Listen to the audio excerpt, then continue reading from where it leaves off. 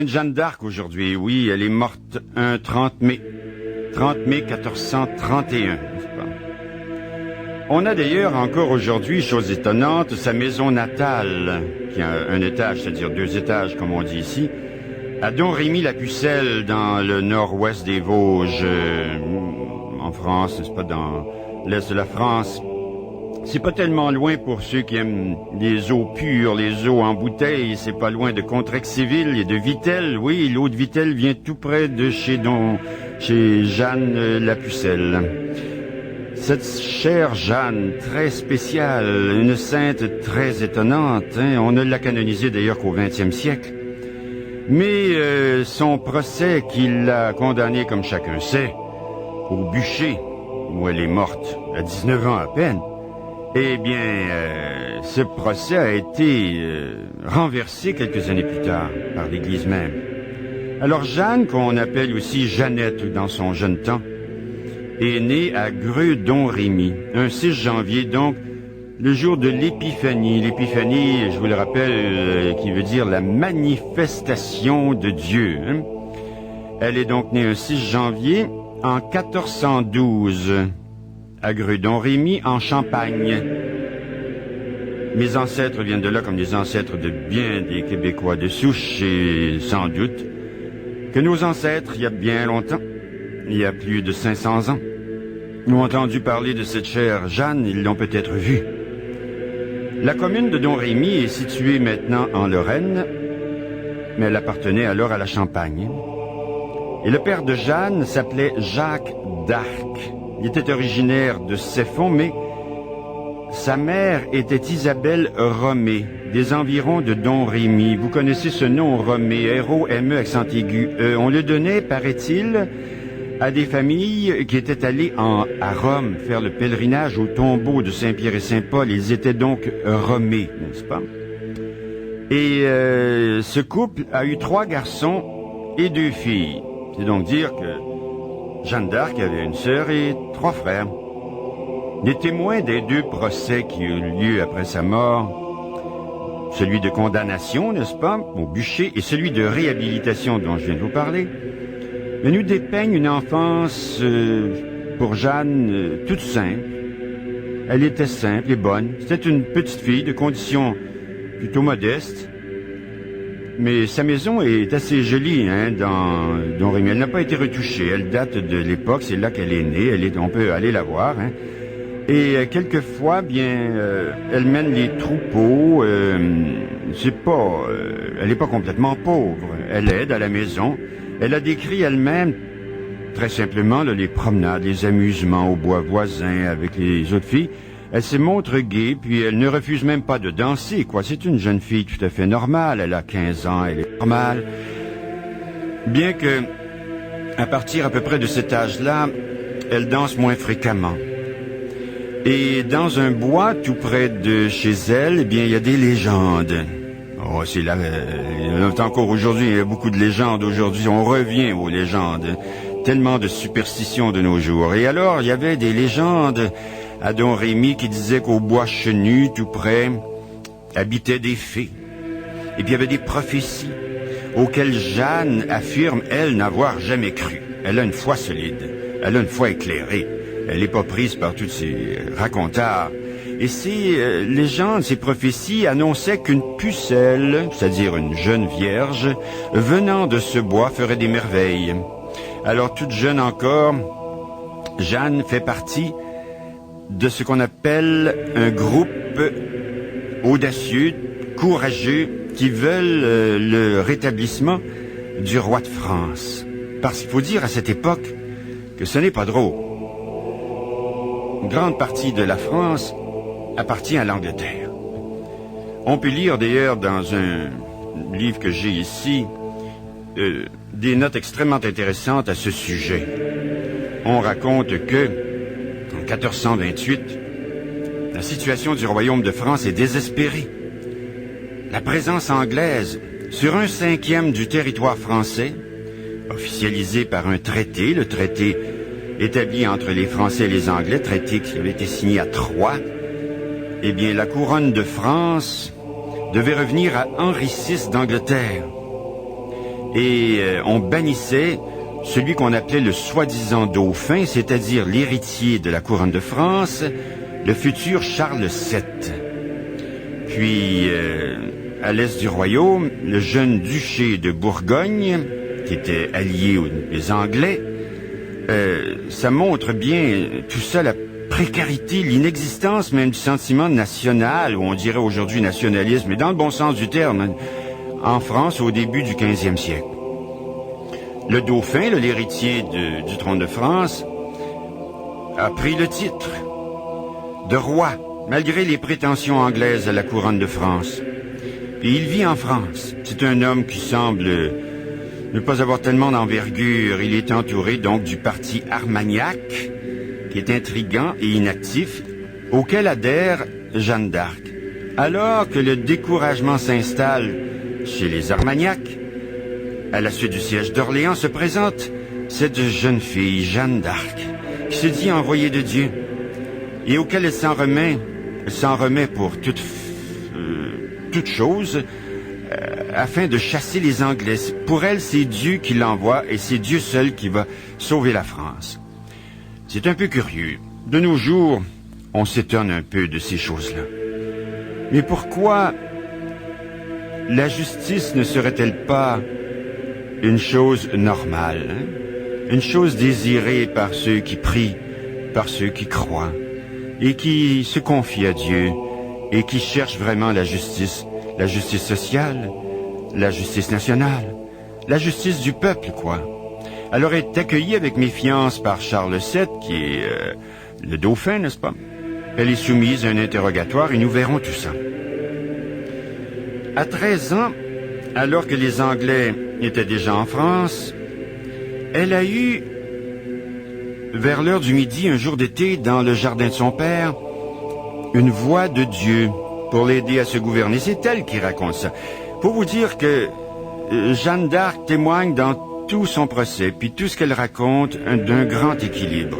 C'est pour ça qu'il est étonnant, cette vie. C'est une vie étonnante, mais c'est une vie à laquelle on peut prêter foi, je crois. Elle avait jeûné la veille de ces auditions de voix, puis elle voit alors son corps, son âme, à Dieu.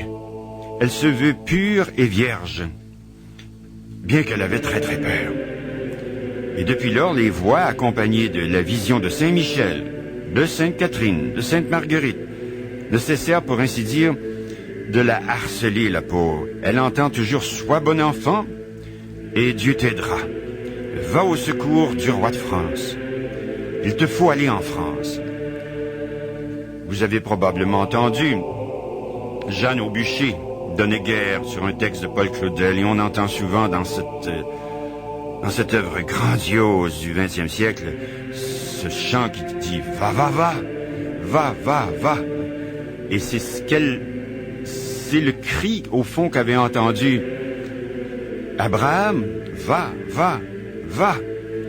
C'est le cri que tout chrétien, tout croyant, entend au fond de son cœur. « Va, sors de ta misère, sors du fait de ne rien faire. Décide-toi.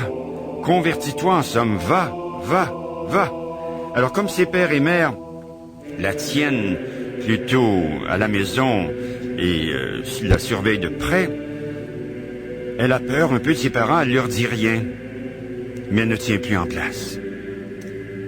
Et alors, elle s'en ouvre pas non plus à son curé, admis à personne qu'on pourrait appeler un homme d'église. Et en mai 1428, elle est toute jeune. Elle est née en 1412, le 6 janvier. Donc, elle a 16 ans, à peine.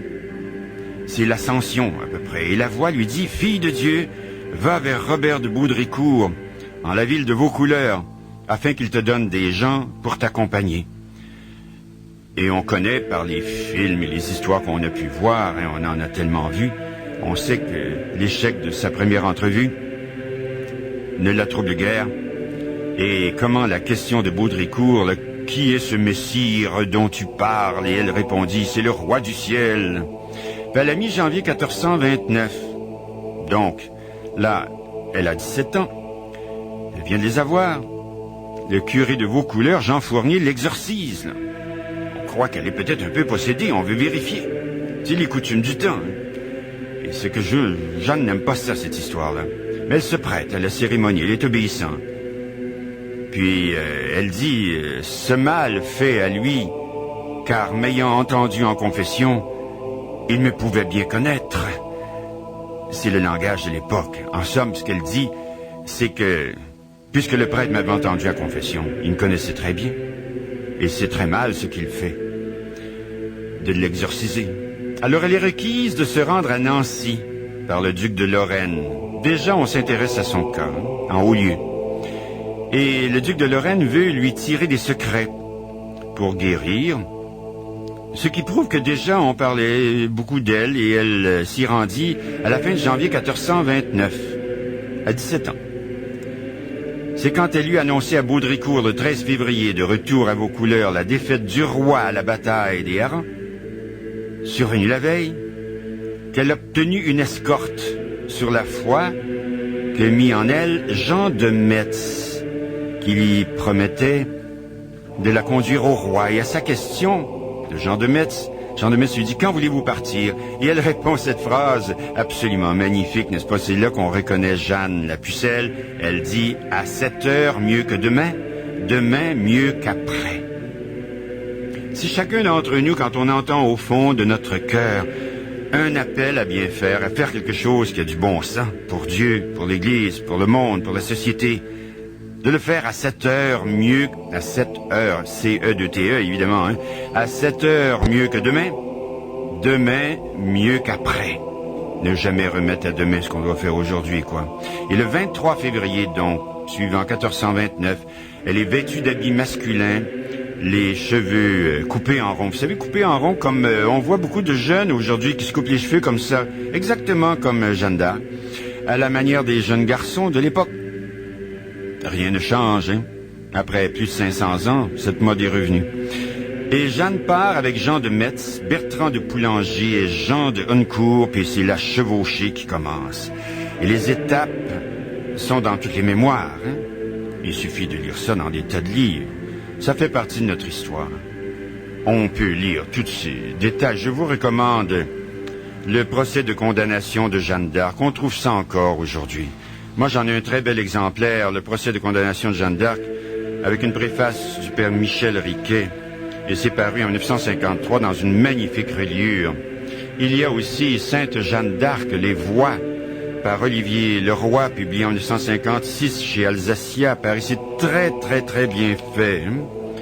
Et sur ces voix, elle parle de l'ange au début qui lui apparaît, puis elle dit « L'aspect de l'ange parlait aussi à l'âme. Il avait l'apparence d'un très vrai prud'homme. À poser sur lui les yeux, elle ne pouvait pas douter de sa pureté, de sa loyauté, de sa sainteté. » Et cette première apparition, elle ne doute pas.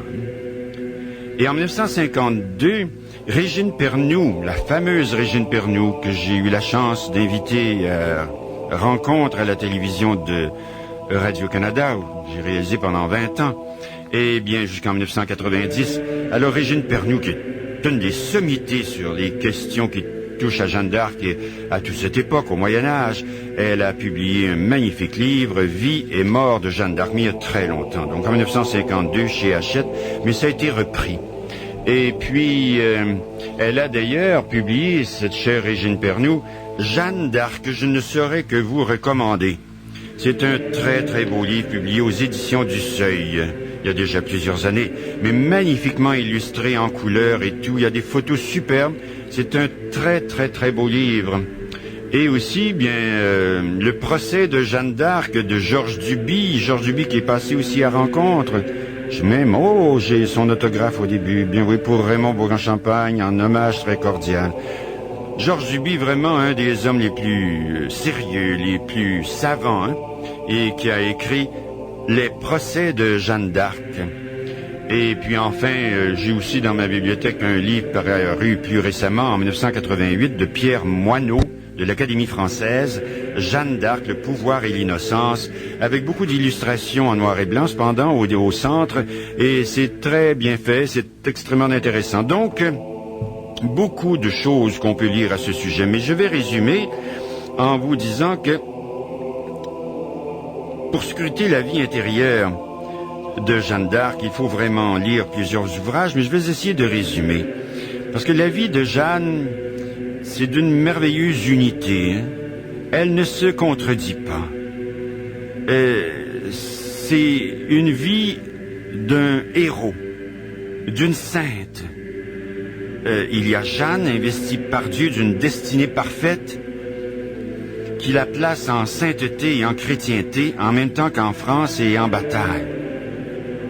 Rappelons donc seulement, à titre de jalon, et pour les sommets, les moments principaux de l'ère des batailles, sachant qu'ils ont leurs racines et leurs explications dans cette espèce de jaillissement là, qui est au cœur de Jeanne, qui se réclame comme étant vraiment la fille de Dieu, pas au titre du Christ qui se disait le fils de Dieu, pas la même chose.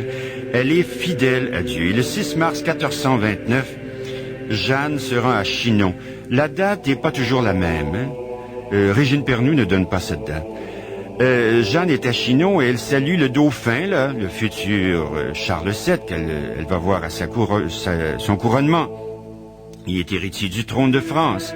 N'oubliez pas qu'elle a 17 ans à ce moment-là, puis elle lui dit « En nom Dieu, gentil prince, c'est vous et non autre ».